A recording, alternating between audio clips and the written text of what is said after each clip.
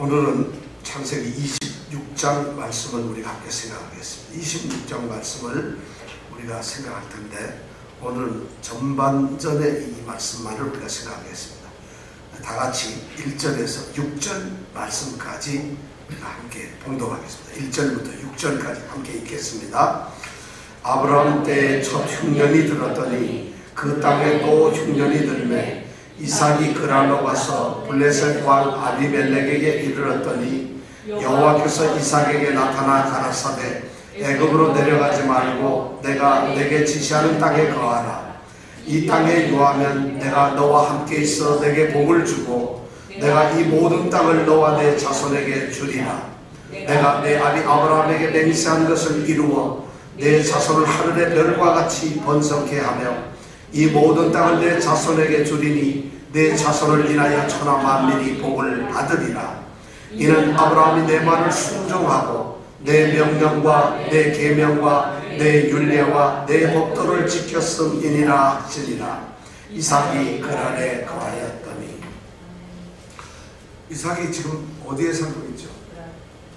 네? 여기 보니까 오늘 이삭이 지금 그랄 땅에 가서 살고 있는 모습이 나옵니다. 이 창세기 26장은 이삭에 대한 이야기만으로 되어 있습니다. 이삭이 아브라함의 아들이고 야곱과 에서의 아버지, 약속의 그 자녀인데 창세기에서 차지하는 그 비중이 말이죠. 26장 한 장밖에 없어요. 26장만 오직 이삭에 대한 이야기를 우리에게 기록해 주고 있습니다. 그래서 성경학자들이 이삭이 도대체 무슨 일을 하며 살았을까? 이삭의 생애가, 이삭의 전체의 그 일생의 삶이 어떤 업적을 남겼고 어떤 일을 했는가? 이 사람들이 궁금하게 했습니다. 그래서 이삭이 무슨 일을 했는가? 했는데 아주 중요한 두 가지를 발견했어요. 이삭이 했던 일. 그 첫 번째가 뭐냐면 이삭에게 있어서 정말 기억될 만한 업적이 첫 번째가 뭐냐면 이삭 그 사람은 야곱과 에서의 아버지였다. 그게 뭐 대단하냐? 사실 아무것도 아니에요. 뭐 이삭은 그냥 야곱과 에서라고 하는 쌍둥이를 낳고 그의 아버지가 되었다는 것이, 그것이 이삭이 이 땅 일생에서 했던 가장 귀중한 일이었다는 것입니다. 그러니까 이삭은 아브라함처럼 파란만장한 그런 삶을 살지 않았어요. 또 아들 야곱처럼, 또 손자 요셉처럼 그런 정말 족장의 삶 중에서도 그런 엄청난 아주 그런 정말 참 어떻게 보면 격동적인 그런 삶을 살지 않았어요. 그러니까 성경을 읽으면서 공부하는 생각해 보면 이삭은 그냥 야곱과 에서의 아버지였다. 이것이 아주 중요한 평가가 된다는 것이에요. 그런데 이 말은 그렇게 단순한 말은 아니에요. 하나님께서 아브라함을 선택하셨어요. 그리고 그 아브라함을 선택해서 아브라함을 통해서 하나님의 역사를 이루려고 하는데 그 아브라함의 그 선택을 이어주는 징검다리가 누구냐? 약속의 자녀 이삭이라는 것이에요. 이삭이 바로 그 중간이에요. 근데 이삭은 그리고 나서 아브라함과 그 아브라함의 약속을 야곱에게로 그리고 요셉에게로 그리고는 예수 그리스도 우리까지 오는 이러한 역사를 이어주는 역할, 바로 그것이 이삭이 하고 있다는 거죠. 그러니까 이삭은 야곱과 에서 두 형제를 낳아서 하나님의 뜻 안에서 잘 키우는 거죠. 그래서 하나님의 약속이 절대 단절이 되지 않고 하나님의 뜻이 무너지지 않고 그 아들을 통해서 하나님의 그 언약의 세계가 그대로 이루어지는 일을 하는 것, 이것이 이삭에게 주어진 가장 큰 일입니다. 그러니까 우리도 자녀들 키우는 거를 여러분 누구 애 없는 사람은 애 안 키우는 사람은 이런 말씀 하시지 말고 굉장히 중요한 일이에요. 그런 일을 해야 돼요.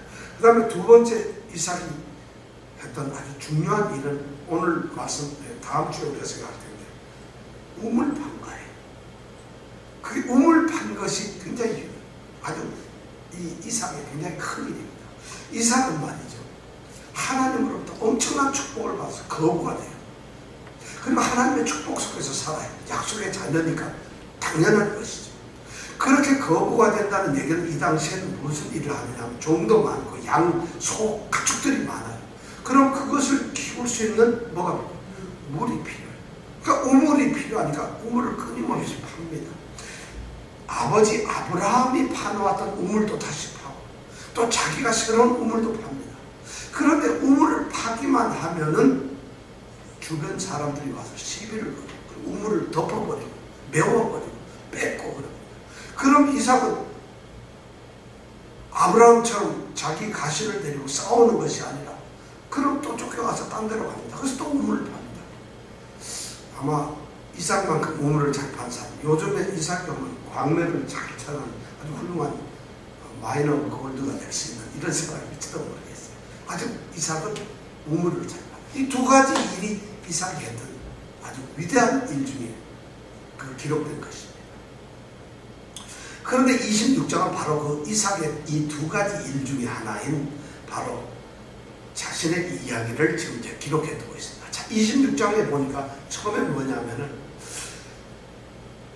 이삭이 살고 있는 그 땅에 뭐가 들었다고 했죠? 흉년이 들었어요. 그런데 이 흉년은 아브라함 때에 첫 번째 들었던 흉년인데 그 흉년이 다시 이삭이 살고 있는 곳에서 흉년이 들었다는 거예요. 지금 이삭은 어디 살고 있느냐? 브엘라헤로이에 살고 있어요. 아내 리브가와 함께 지금 살고 있죠. 행복하게 살고 있는데 그 땅에 흉년이 들었단 말이에요. 창세기에 보면은 흉년이 3번 들어요. 세 번의 중요한 이 흉년 기근 이 기록이 나오는데 첫 번째가 창세기 12장 10절에 아브라함이 가나안 땅에 와서 가나안에 살고 있다가 축복의 땅에서 첫 번째 12장 10절에 보면 흉년을 만납니다. 그리고 두 번째가 바로 오늘 이 이삭이 약속의 땅에서 흉년을 당합니다. 그리고 세 번째는 야곱이 창세기 47장에 가면 야곱이 또 흉년을 당합니다. 그런데 아주 중요한 이야기는 뭐냐? 흉년을 가나안 땅에서 당하면은 아브라함, 이삭, 야곱 이 3대에 걸쳐서 흉년이 딱 그 살고 있는 땅에 들면은 서로 이 행동이 좀 달라요. 아브라함은 땅에 흉년이 드니까 어디로 갔어요? 애굽으로 내려갔어요. 근데 오늘 26장에 보니까 이삭도 자기 땅에 흉년이 드니까 애굽 땅을 가기 위해서 그날 땅을 거쳐가고 있어요. 애굽 땅에 가려고 하고 있어요. 흉년이 나니까. 근데 야곱도 흉년이 나니까 애굽 땅으로 갔어요. 그래서 애굽의 총리로 있는 요셉을 만나게 되죠. 근데 이 세 가지 똑같이 아브라함, 이삭, 야곱 이 사람들이 다 하나님이 택하신 이 족장들이고 하나님의 사람들이에요. 그런데 하나님께서는 이 세 사람이 흉년을 만났을 때에 그 하나님이 하시는 이 반응이 하나님께서 하시는 일이 달라요. 아브라함이 애굽을 갈 때는 하나님이 아무 말씀도 안 하세요. 가지 말라는 소리도 가라는 소리도 안 하고 아브라함이 애굽에 갔을 때 아무런 반응을 보이지 않아요. 그냥 방관을 하셨어요. 그런데 오늘 26장 이삭이 흉년이 들어서 애굽에 가려니까 나타나셔가지고 너 애굽에 내려가지 말고 내가 너에게 지시한 이 땅에 머물러 있으라 이렇게 얘기를 하세요. 못 가게 막으세요. 나타나셨어요.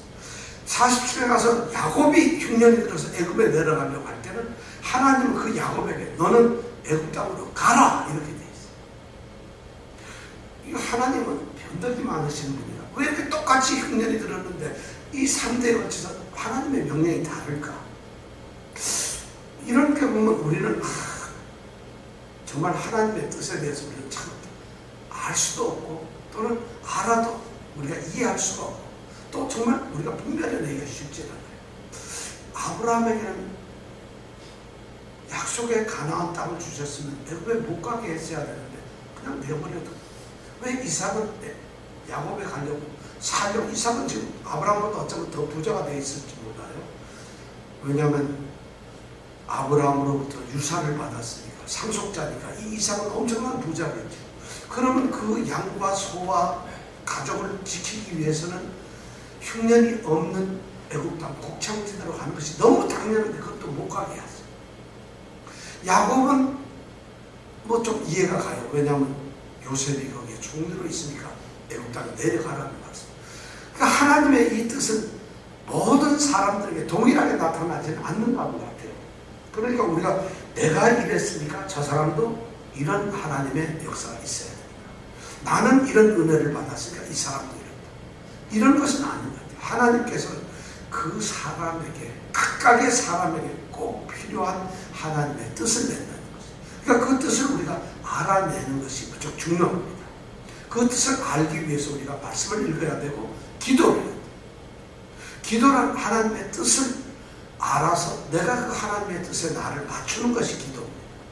말씀은 바로 기도를 하기 위한 근거인데 하나님의 생각, 하나님의 목적, 하나님의 뜻이 무엇인가를 우리가 아는 것이 바로 말씀을 통해서. 그러니까 말씀을 알고 기도를 하는 것이 바로 가장 완전한 기도. 말씀을 모르고 기도만 한다면 이건 그냥 단순한 종교행위입니다. 결코 그는 말씀을 모르는 기도는 어떻게 정확하게 얘기하자면 그건 기도로서 하나님과의 온전한 교류가 되지 않아요. 왜냐하면 하나님에 대한 뜻을 모르면서 가는 거니까. 뜻을 모르는 기도는 하나님께 기도하는데 하나님 그분이 누구신지, 그분이 어떤 일을 하시는지, 그분이 지금 계획이 어떤 걸 가지고 계시는지 이런 걸 모르고 기도한다는 얘기는 이 기도는 문제가 있다는 것이죠. 자, 근데 오늘 이 말씀에 보니까 이제 이 이삭이 애굽 땅을 가려고 지금 가다가 거친 곳이 바로 그랄 땅이에요. 왜냐하면 가나안 땅을 떠나서 그랄 땅을 지나야 애굽 땅에 갈 수 있기 때문이죠. 그래서 이제 그랄 땅에 도착을 했는데 하나님께서 나타나서 개입을 하시는 거예요.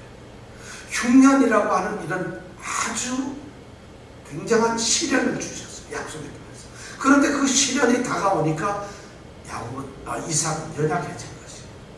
자신 눈에 보이는 세상과 자신이 소유한 것들, 자신이 가진 것들, 자신이 누리는 것들이 너무 귀하게 여겨지는 거예요. 그러니까 이 약속의 땅에서 모든 것이 빼앗기게 되고 없어질 것 같은 위기가 느껴지니까 그것이 하나님의 어떤 테스트인 줄 모르고 그 땅을 벗어나는 것이죠. 그래서 애굽으로 가는 것이죠. 그러다가 그랄 땅에 도착했을 때 하나님이 드디어 개입을 하세요. 이전에 보니까 하나님이 나타나셔가지고 말씀을 하죠. 너는 애굽으로 내려가지 말고 내가 내게 지시하는 땅에 거하라. 내가 내게 지시하는 땅에 거하라. 어디서 많이 듣던 얘기죠. 하나님께서 아브라함을 부르실 때 내가 내게 지시한 땅으로 가라고 그랬어요.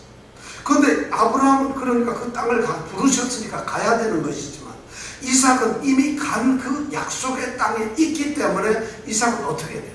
내가 내게 지시한 땅에 가라가 아니라 거기에 거하라는 것이. 이것이 너무 당연한 말씀. 그러니까 그렇게 하나님은 이삭에게 그렇게 명령을 하십니다. 그리고 하나님께서는 그 이삭에게 이제 말씀을 하십니다. 축복의 말씀을 하십니다. 3절에 보니까 내가 만일 이 땅에 거하면은, 이 땅에 유하면 하면서 조건을 탁 땄어요. 네가 떠나지 않고 내가 내게 지시한 이 가나안 땅, 약속의 땅에 머물른다고 한다면, 그러면 하나님은 약속을 하십니다. 어떠냐? 내가 너와 함께 있겠다. 내가 너와 함께 있겠다. 여러분, 이 말씀은 너무 중요한 것이에요. 하나님은 어디에나 계시는 분이에요. 애굽 땅에도 계시고, 그 당시에 한국 땅에 있었는지 몰라도 한국 땅에도 계시고, 하나님은 어디든지 계세요. 그런데 하나님은 내가 이 땅에 유하면 내가 너와 함께 있겠다는 것이에요. 이 말씀을 하나님이 하시는 것, 이 말씀은 다른 말로 하면 이런 말일 거야 아마. 네가 나와 함께 있으려면 이 땅에 있으라. 오늘 그 하나님이 우리에게도 동일한 말씀을 하실 거예요. 약속의 자녀들이에요. 우리가 축복을 받은 사람들이고 우리 믿음을 갖는 사람. 그 하나님이 여러분들로 네가 내 안에 거하면 내가 너와 함께 있겠다. 네가 약속의 땅에, 이 가나안 땅에 있으면 내가 너와 함께 있겠다. 하나님이 동행하시고 같이 있는다는 이 약속이 바로 뭐냐? 이 땅에 유하면, 이 땅에 머물 때만 가능한 것이죠. 어디든지 계시면 하나님은 그 밖을 벗어나면 아무것도 아니에요. 그러니까 하나님은 자신의 자녀들, 자신의 품속에는 자녀들과만 계시는 거예요. 물론 온 세상, 온 만유의 하나님이시지만 그 하나님의 사랑이 결정적으로 축복을 내리시고 역사하는 것은 자신의 자녀들만이에요. 그 사람들만 구원을 받는 것이고 자녀들만 축복의 관심의 대상이 되는 것이고 자녀들만 하나님이 개입을 하세요. 이것이 참 하나님의 일이라는 것이죠. 그러면서 하나님이 함께 있겠다고 말씀하시고 그 다음에 복을 주시겠다. 이 두 가지를 약속을 했어요. 하나님은 복을 주신다고 말씀하세요. 자, 그런데 그 복을 얘기를 하는데 그 복이 무슨 복이냐? 아브라함에게 맹세했던 복이라는 것입니다. 이삭에게 주면서 이삭아 내가 너에게 이제 복을 주겠다 이렇게 말씀을 하시면서 내가 줄 복은 하고 뭐라고 말씀을 하시는 것이 아니라 내가 내게 줄 복은 아브라함에게 내가 약속했던 그 복이라는 것이. 왜 아브라함에게 약속했던 복일까? 하나님은 약속의 자녀들은 시대를 초월해서 어느 때든지 하나님께서 누구에게든지 그 자손 대대로 축복을 하신다는 것이죠. 그것도 약속한 그 약속대로 대대로 자손들에게 복을 주신다는 거예요. 이 말을 우리는 쉽게 해서 그럼 아브라함의 축복이 우리에게 있을까요? 없을까요? 있어요? 없어요? 아브라함 축복이 뭔지 모르는데 내가 무슨 복을 받겠나 이러면 안 되잖아요. 왜냐하면 우리는 아브라함의 자손들이잖아요. 믿음의 자손들. 그럼 아브라함에게 하셨던 하나님의 약속은 이삭에게 똑같이 그런 아브라함에게 내가 약속했던 그 복을 주겠다면 이삭도 나중에 하나님께서는 그 복을 위임을 하세요. 그래서 이삭이 야곱에게 축복을 합니다. 또 야곱은 아들 요셉에게 12아들에게 축복을 해요. 이렇게 대를 이어서 하나님은 약속된 이 약속을 변치 않고 나갔어요. 그러면서 하나님이 약속하신 게 세 가지가 나오는데 4절에 보니까 땅의 축복. 하나님이 아브라함에게 하셨던 축복 딱 세 가지. 첫째 무슨 축복이요? 첫째가 뭐라고? 땅의 축복. 이 땅을 내게 주겠다. 두 번째 약속은 내 자식에게 주겠다. 하늘의 별같이 자식을 낳게 해주겠다. 자손의 축복. 세 번째가 너를 통해서 온 열방이 축복을 받게 해주겠다. 이것이 하나님이 주시는 세 가지 약속. 그것이 하나님의 축복이에요. 우리가 기억할 것은 바로 이 세 가지. 자, 무슨 축복? 땅의 축복. 또 하나? 자손의 축복. 또 하나? 그렇지. 천하 만민이 누구 때문에 복을 받아? 이삭 때문에? 아브라함 때문에? 나 때문에 복을 받아. 내 자손을 인하여 이렇게 돼 있잖아. 그죠? 그렇지 않나요? 내 자손을 인하여 이렇게 되지 않아 있나요? 4절에 그렇죠. 내 자손을 인하여 천하 만민이 복을 받으리라. 그러니까 누구 때문에 천하 만민이 복을 받나요? 끔찍이다. 나 때문에 복을 받는데 천하 만민들이 그 말 믿어주세요. 우리 집사님들 때문에 복을 받아요. 옆집 아저씨가 거래선 아저씨가 세상에 복을 받아요. 땅의 축복이란 뭐예요?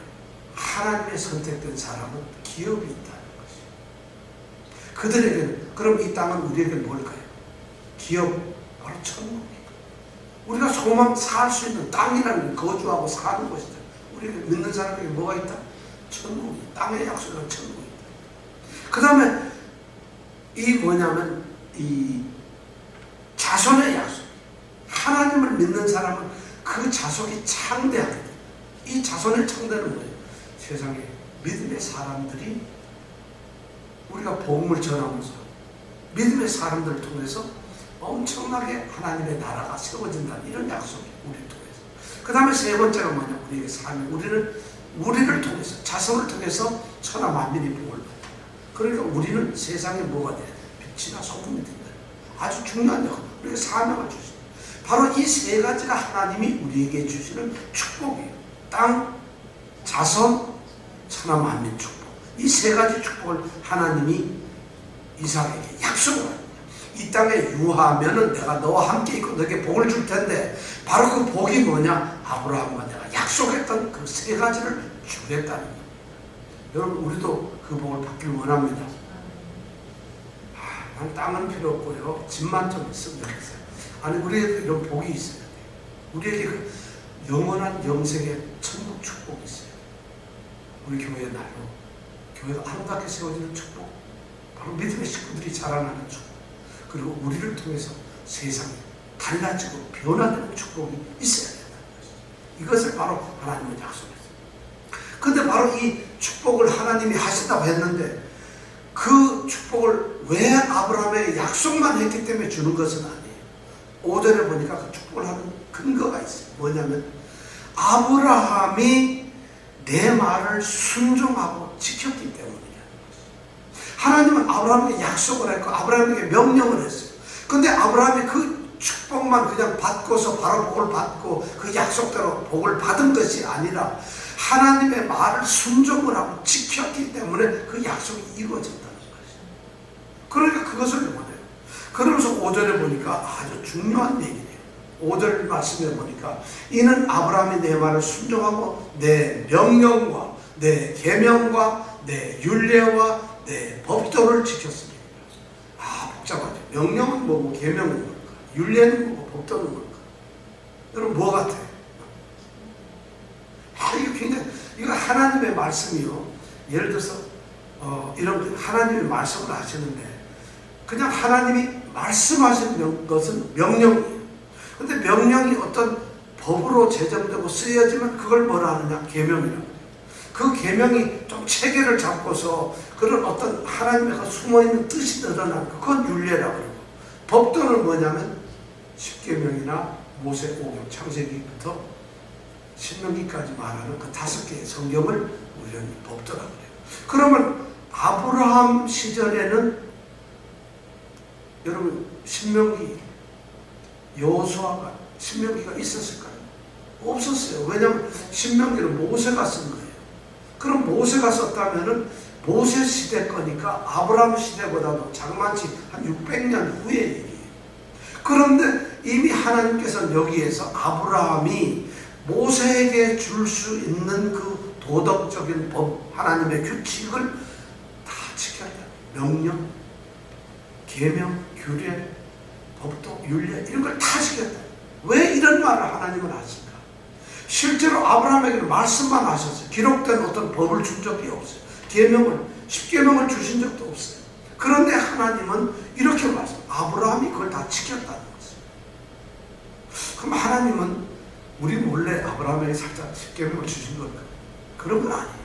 이렇게 말을 하고 성경이 이렇게 기록을 하는 거예요. 아브라함은 이미 하나님께서 말씀을 하시는 그 하나님의 뜻을 다 알고 있는 거예요. 율법에 나중에 모세를 통해서 시내산 율법에 기록된 그 모든 것을 아브라함은 하나님의 말씀을 들어서 이미 다 알고 있는 것이에요. 그래서 그것을 지키고 있는 거예요.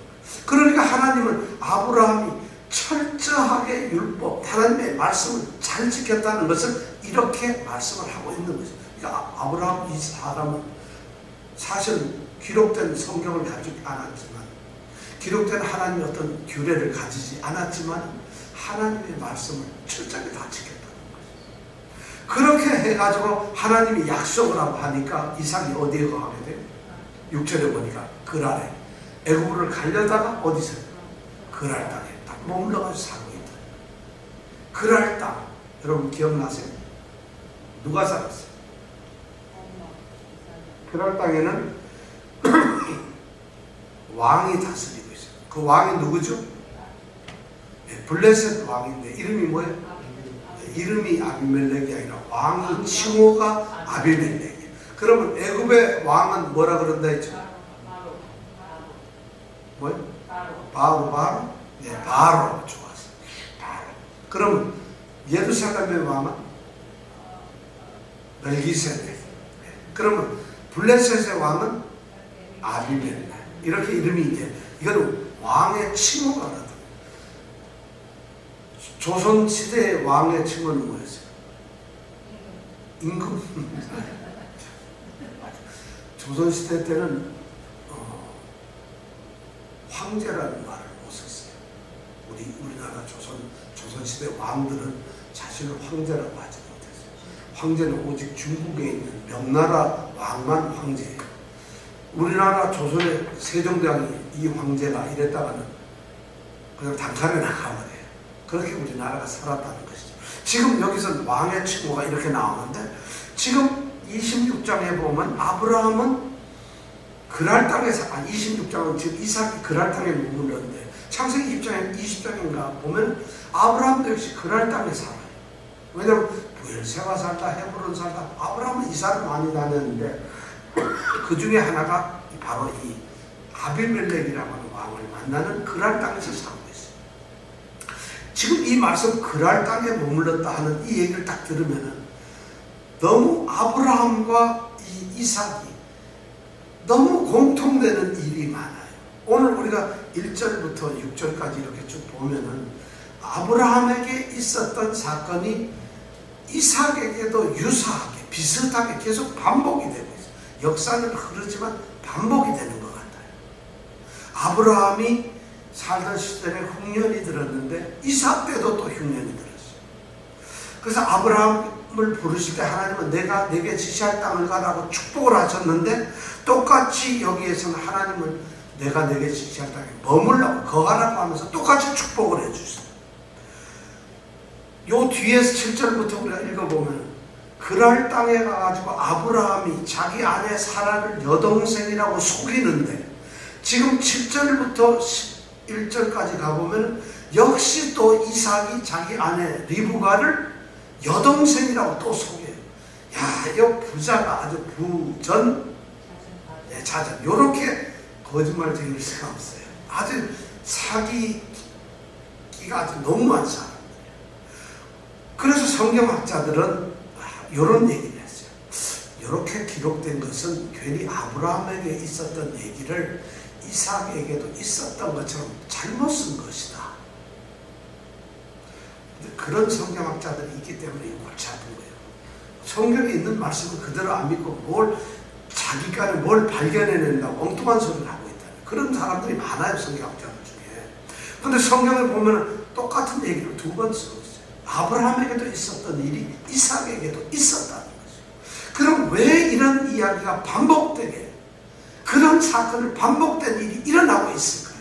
왜 성경은 이렇게 반복된 일을 이렇게 쓰고 있을까? 그 이유가 뭘까요?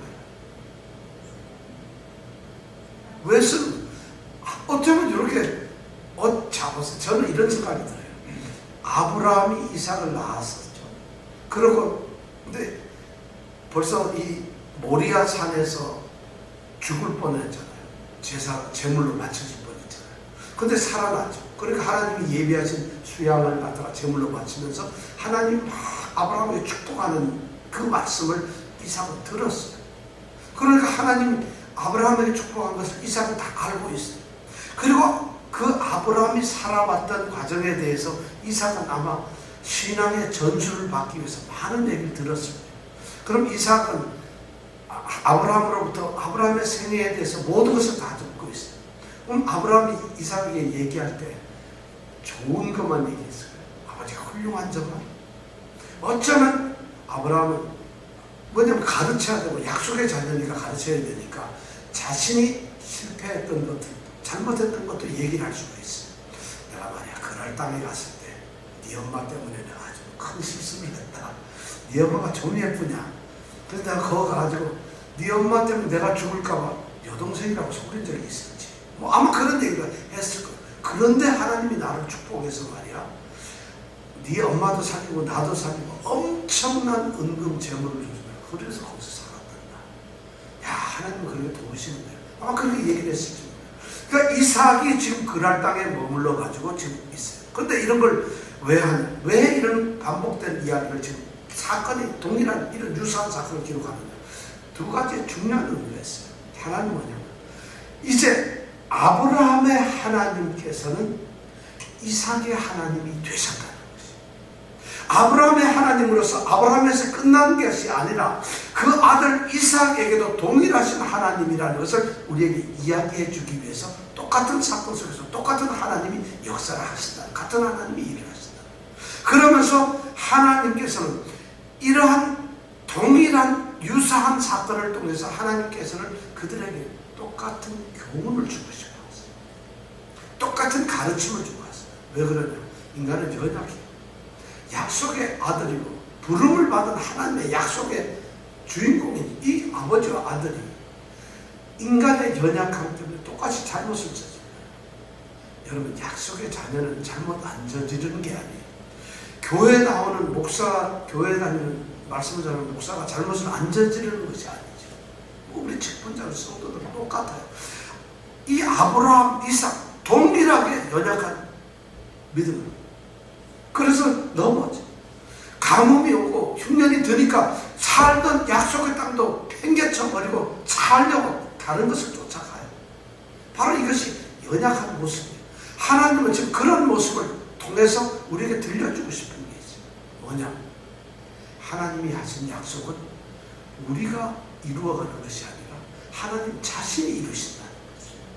하나님이 아브라함에게 하셨던 그 약속, 축복의 약속은 아브라함이 잘해서가 아니라, 이삭이 무슨 일을 해내서가 아니라 하나님 자신이 약속했기 때문에, 자신이 자신에 대한 맹세 때문에 하나님은 약속 지킨다.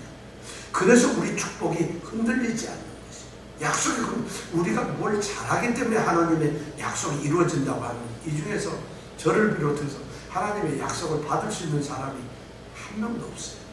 하나님이 그걸 평가를 한다면 하나님 잣대에 누가 그걸 메꿀 수 있겠어요?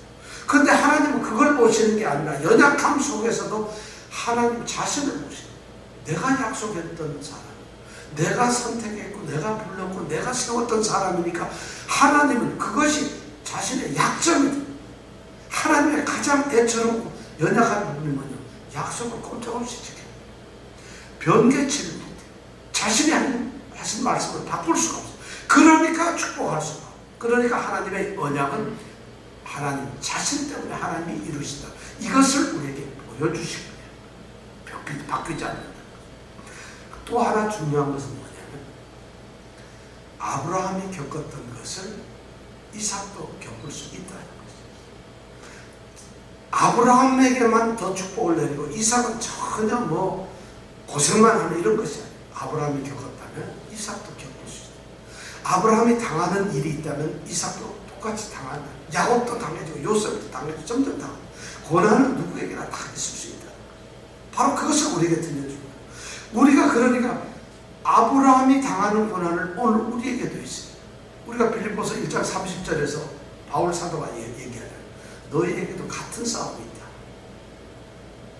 너희가 내 안에서 본받고 지금 현재도 내 안에서 너희가 듣는 것이다. 내가 당하는 고난, 너희들에게도 똑같은 고난이 있다. 너희들에게도 싸움이 있다. 믿음의 사람들은 어떤 사람이 특별한 게 아니에요. 어떤 사람에게만 특혜주는 거예요. 믿음의 사람들은 동일한 삶이 주어질 수 있다. 같은 고난도 있고 같은 축복도 있다. 그렇기 때문에 우리는 그 고난 속에서 이길 수가 있는 거예요. 그래서 성경 말씀을 통해서 아브라함이 믿음으로 이겼다면 우리도 믿음으로 이길 수 있다. 바울이 그 많은 환난 중에서도 꿋꿋하게 하나님의 복음을 전할 수 있다면 우리도 그럴 수 있다는 거죠. 우리가 쓰러지는 거, 이거는 동일하지 않잖아요. 우리가 패배하는 건 있을 수가 없다. 그걸 하나님께서는 우리에게 알려주시기 위해서 이렇게 유사한 사건을 계속 반복적으로 기록을 하고 있어요. 그러니까 드디어 이제 두 번째 이 일이 벌어집니다. 뭐냐면 이삭이 첫 번째는 흉년 때문에 실패를 해버리고 말았어요. 근데 두 번째 실패는 뭐냐? 바로 이 리브가를, 자기 아내 리브가를 내 누이 동생이라고 속이는 일이 벌어져요. 자, 왜 그렇게 되었을까? 그렇게 되는 이유가 뭐냐면 6절에 답이 나와 있어요. 6절이 뭐라고 되어 있어요? 시작. 6절에 뭐라고 되어 있어요? 시작. 네, 이삭이 어디에 살고 있어요? 그란에 살고 있다는 것이죠. 이것이 문제예요. 그란이라고 하는 땅은 어디냐면 하나님이 말씀하시던 이 이스라엘 가나안 땅의 경계 부분에 있어요. 그래서 블레셋 사람들이 살고 있어요. 경계 땅. 이 땅은 완전한 가나안 땅도 아니에요. 그리고 이 땅은 애굽으로 가려는 애굽의 또 경계에 있어요. 그러니까 애굽과 가나안 땅 어디에 있는 거죠? 중간에 있는 거죠. 이 그란이라는 땅이 그런 거예요. 지금 하나님께서는 이삭에게 뭐라고 했어요? 내가 내게 지시하는 땅에 거하라고 했어요. 그랬으면 이삭은 어떻게 해야 돼요? 내 하나님하고 어디로 가야 됐을까요? 부엘라헬로이로 갔어야 돼요. 자신이 거하는 가나안 땅에 머물러 있어야 돼요. 그런데 그랄 땅에 그냥 거기까지 왔으니까 그냥 거기 땅에 머물러 버리는 거예요. 그러니까 이 이삭은 지금 여차하면 애굽으로도 내려갈 수 있고, 여차하면 다시 또 이쪽에 가나안 땅이 좋아지면 가나안 땅에도 올 수 있는 중간지대에 머무르고 말았다는 거죠. 이 그랄 땅이라는 게 굉장히 심각해요. 무슨 얘기냐면 하나님께 순종을 하는데 부족한 순종을 하고 있어요. 반만 순종을 하고 있어요. 완전한 순종을 하고 있어요. 애굽에 날아가지는 않았어요. 그러나 그는 가나안 땅에 있지도 않았어요. 회색지대에 있어요. 심각한 거예요. 회색지대에 있다. 우리가 믿음이 있는 믿음의 삶을 산다면 우리는 하나님 품에 있어야 되는데, 하나님 품에 살면서 역경이 생겼을 때, 시련이 왔을 때 세상을 향해 봐요. 근데 완전히 세상으로도 가지도 않고 중간지대에 있어요. 기회주의자. 세상으로도 기웃했다가 또 하나님의 이 품 안에도 기웃했다가 지금 이삭이라는 사람이 바로 그런 것이에요. 사실 믿음의 삶은 하나님께서 지시하는 것은 말이죠, 그거예요. 내가 내게 지시하는 땅이냐 아니면 애굽이냐, 선택. 중간지대가 있을 수가 없어요. 이 중간지대에 있다는 것은 더 큰 신이에요. 근데 이 이삭은 바로 중간지대에 머물고 말았다는 것이에요. 가나안 땅으로 부엘라헬로 돌아갔더니 흉년이 있더라고요. 거기서 물도 없고 아무것도 없었는지 죽게 생겼거든. 애굽에는 가지 말라니까 이리 갈까 저리 갈까 고민을 하다가 했다. 여기 그냥 있잖아. 여기는 그래도 그랄 땅은 곡창지대예요. 그러니까 그냥 거기 있어 버리는 거지. 그래서 이 둘 쪽에 다 포기를 해버린 거야. 오늘 믿는 사람들에게도 이런 도전이 옵니다. 여러분 신앙생활하면서 어떻게 좋은 일만 있겠어요? 우리가 어떻게 기쁜 일만 있을 수 있겠어요? 예수 믿는다고 만사형통된다. 구원의 길은 만사형통이지만 세상의 삶은 결코 만사형통이 아닐 수 있어요. 절대 그것이 축복이 아니에요. 성경은 그런 축복을 말씀하지 않았어요. 그럼 세상이 우리를 유혹합니다. 세상이 우리를 위협을 합니다. 믿는 사람이기 때문에 세상은 유혹을 더합니다. 믿기 때문에, 내가 신앙생활하고 교회에서 권사고 집사고 성도이기 때문에 세상은 우리를 더 위협을 하고 꼬드깁니다. 그때 하나님께서 우리에게 말씀하시는 건 뭐예요? 약속의 땅이냐 애굽이냐 선택합니다. 여러분 어디 선택하세요? 가장 인간적인 현명한 것은 하나님 말도 반쯤은 듣고 내 인간의 이지적인 지성을 판단해서 그것도 적당하게 합리적으로 선택해서, 그 합리적 선택이 어디? 그랄 땅이라. 하나님은 그것을 원치 않으시는 거예요. 그러니까 두 번째 시련이 드디어 오는 것이에요. 그 두 번째 시련이 뭐냐? 거짓을 저지르고 마는 것이에요. 그랄 땅에 있기 때문에 부엘라헬로에 가면은 리브가를 여동생이라고 속일 필요가 없는데, 그랄 땅에 있으니까 자기 목숨을 살리기 위해서 여동생을 거짓으로, 내 여동생이라고 아내를 그렇게 속이는 거예요. 참, 그러니까 그랄 땅에 속한다는 것이 벌써 이렇게 범죄에 들어가고 있는 것이, 이것이 애굽의 이삭에게 드러난 두 번째 치명적인 이 시련이에요. 그랄 땅에서 그렇게 죄를 저지르고 말아요. 우리는 그 살기 위해서 거짓말했으니까 참 지혜롭다. 아니, 그런 것이 아니에요. 리브가가 누구예요? 약속에 의해서 세워진 아내예요.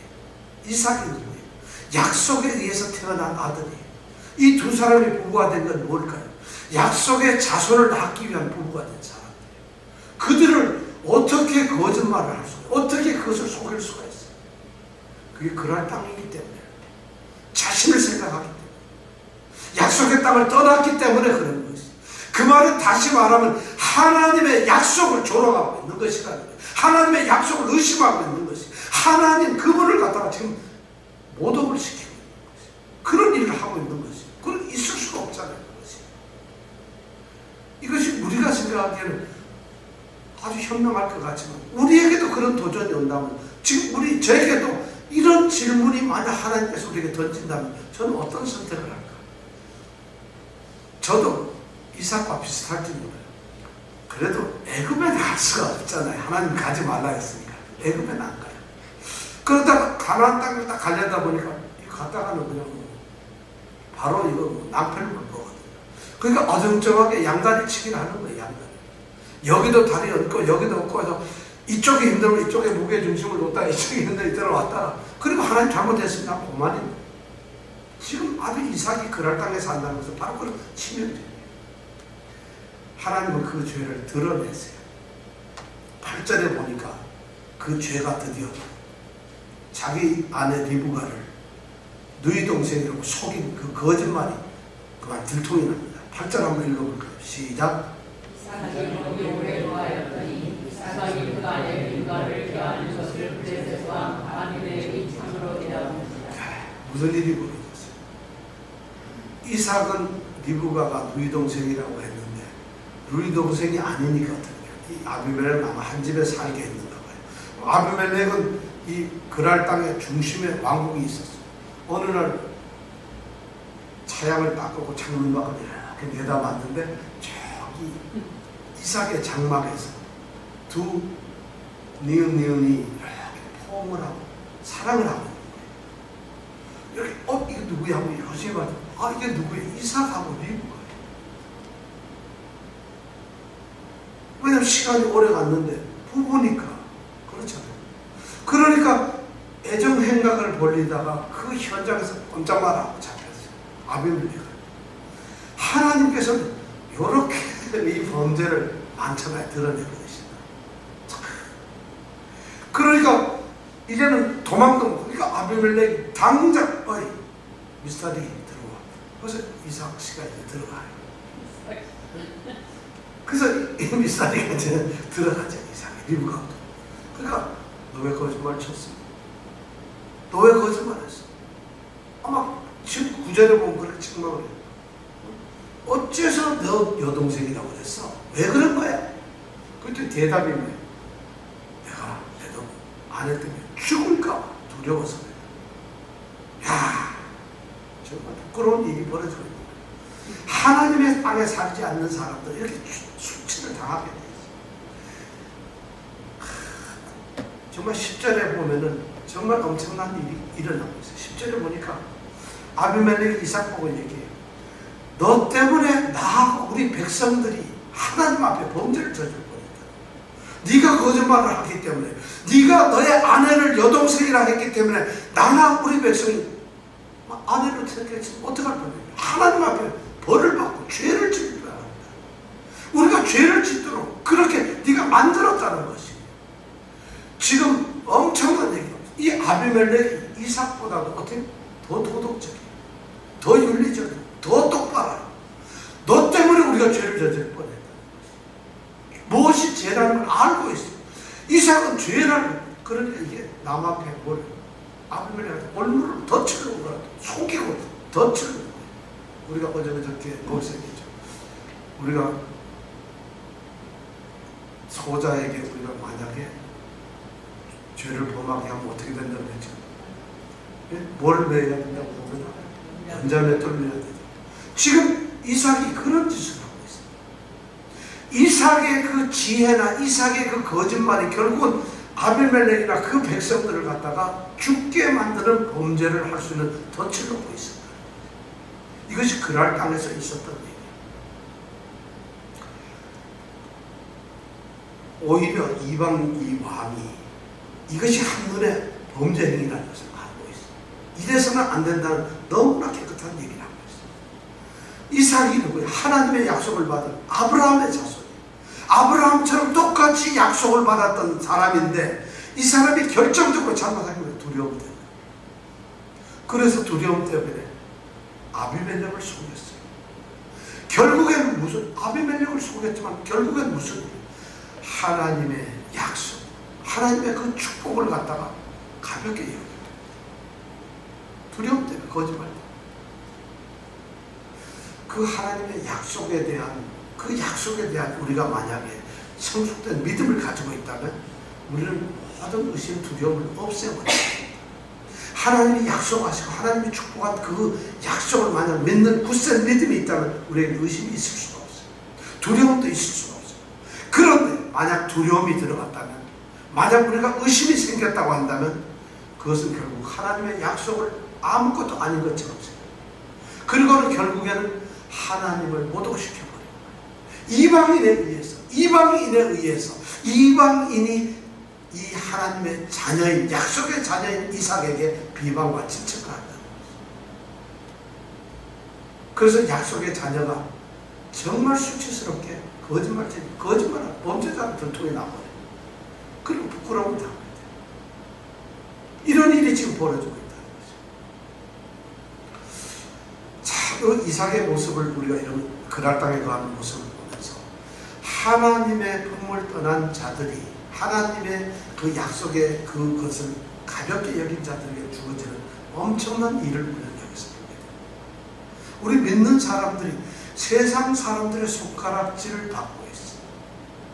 세상 사람들에게 우리가 비난을 받고 조롱을 당하고 있어요. 저도 그런 것을 두려워합니다. 여러분들 다 두려워하세요. 그런 일이 없는 것이 아니에요. 오늘날 교회가 교회를 향해서 요구를 하고 비난을 하는 것이 아니라 교회가 세상으로부터 비난을 받아요. 그리스도인들이 비그리스도인들에 의해서 손가락질을 받고 있어요. 하나님의 택하신 자녀들이 주일날마다 가서 하나님을 찬양하고 경배하고 예배하고 하나님을 섬긴다는 사람들이 하나님을 모르는 자들한테서 손가락질을 받고 있어요. 그래도 우리는 아무렇지도 않게 생각해요. 부끄럽지도 않고 아무렇지도 않아요. 정말 참 무서운 일이 벌어지고 있는 것이죠. 왜냐하면 하나님 품을 떠났기 때문에. 하나님의 명령에서 우리가 벗어났기 때문에. 우리가 있어야 될 가나안이 안에 있고 우리가 얽히려 있었기 때문에. 세상은 그걸 알고 있어요. 놀랍게도 하나님은 세상을 통해서 그들에게 지적을 합니다. 그럼 하나님의 사랑은 어떻게 될까요? 그럼 하나님은 그 사람에게 사랑이 쏟아질까요? 그런데 놀랍게도 11절에 보면 오히려 바로 이 이방인의 왕을 통해서 전혀 하나님의 축복의 대상이 아닌 이방인을 통해서 약속의 사람을 지키시는 하나님을 보게 됩니다. 하나님께서 이 아비멜렉을 통해서 아비멜렉이 아주 굉장히 중요한 법령을 공포하게 만듭니다. 이 두 남녀를 타치하는 인간에게는 죽음을 선사하고 있습니다. 절대 건들지 말라. 이들을 보호해야 한다. 이 아비멜렉이 법률을 제정해서 공격합니다. 그래서 아무도 그를 건들지 못하게 아비멜렉이 오히려 보호를 시켜요. 이것이 하나님의 은혜다. 그가 약속의 자녀이기 때문에 하나님의 약속이기 때문에 그는 지켜지고 있어요. 그렇지 않으면 그는 지켜질 수가 없어요. 그는 도저히 있을 수가 없는 일을 이루는 겁니다. 하나님은 우리 약속의 자녀들을 그렇게 지키세요.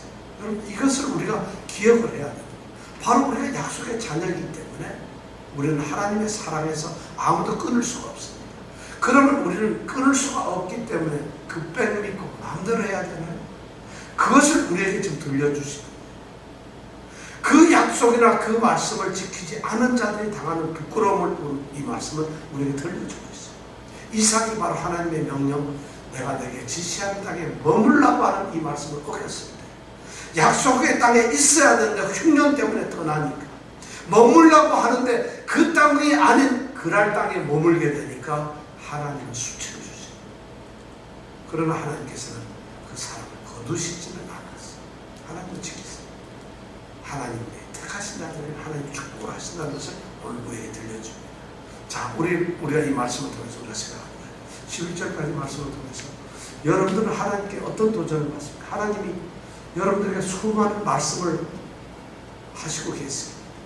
우리가 선택받았어요. 여기서 다 우리 하나님 자녀로 부름을 받았어요. 저는 여러분들이 교회 나오는 사람이라 이런 생각을 씻어버리길 바라요. 우리는 교회 나오는 사람들이 아니에요. 그게 뭐 교회 나오는 게 지나가는 사람도 교회 나올 수 있어요. 우리에게 중요한 것은 우리는 하나님의 부름을 받은 사람, 하나님 앞에 뽑힌 사람, 하나님이 미리 정해놓고 우리를 불러서 하나님의 자녀로 삼았다. 이미 하나님은 우리를 처음부터 금덩어리로 만들어놓고 캐내가지고 우리를 부르신 거예요. 그럴 때 우리는 바뀌어줄 수 없는 하나님의 자녀. 그럼 우리는 하나님의 자녀답게 살아야 돼요. 그럼에도 하나님은 우리가 그렇게 안 하고 넘어질 때에도 쓰러질 때에도 하나님은 우리를 붙드세요. 왜냐하면 우리가 하나님의 자녀니까. 하나님이 우리를 부르셨으니까. 그렇다면 우리가 가장 중요한 건 뭘까요? 우리가 하나님이 택하신 자라는, 우리가 하나님의 성도라는 것, 이것이 가장 중요한 것이. 근데 우리는 그걸 모르기 때문에, 교회 다니는 사람이기 때문에 교회 안 나가면 괜히 힘들어지고, 교회 다니는 것 자체가 가는 것도 힘들어지고, 그러니까 교회 안에서조차도 싸우게 돼요. 하나님의 택하신 자녀가 된다면 그런 일은 있을 수가 없어요. 하나님의 택하신 자녀가 된다면 그런 의식을 가지고 어느 직장, 어느 자리에 서 있다 할지라도 우리는 우리 자신에 대한 분명한 확신을 가질 수 있어요. 정말 그런 삶. 우리는 절대로 그랄 땅에 있어도 우리는 하나님께서 우리를 지키신다는 것입니다. 오늘 이 축복이 우리에 있기를 바랍니다. 우리 함께 기도하겠습니다.